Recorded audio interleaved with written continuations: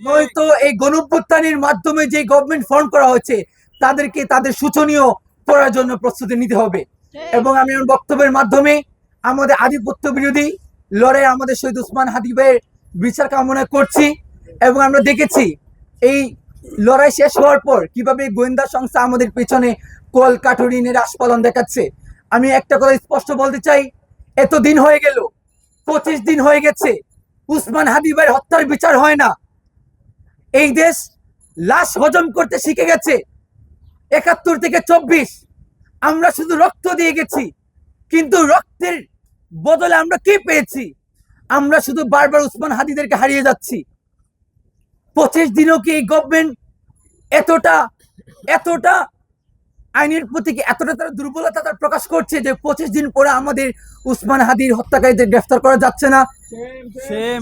নিন্দা জানাচ্ছি আজকে এখান থেকে।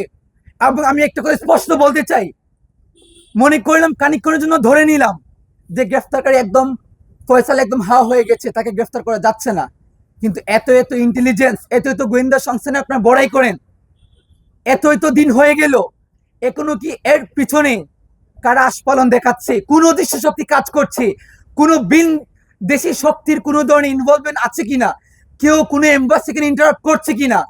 এটা ডিসক্লোজ করার যদি সক্ষমতা কোনো বাংলাদেশের গোয়েন্দা সংস্থা না থাকে, আমরা এখান থেকে আহ্বান জানাই, নয়তো এই গোয়েন্দা সংস্থা ইন্টেলিজেন্স গুলোকে বন্ধ করে দেন। আমাদের রক্তের উপর তারা যে ইন্টেলিজেন্স গুলো রান করছে, আমাদের ট্যাক্সের টাকায়, জনগণের ট্যাক্সের টাকায় যে ইন্টেলিজেন্স গুলো রান করে, যেগুলো আমাদের জনগণের দায়বদ্ধতার সময় জনগণের কাজে আসে না, এই ইন্টেলিজেন্স গুলো আমাদের দরকার নাই।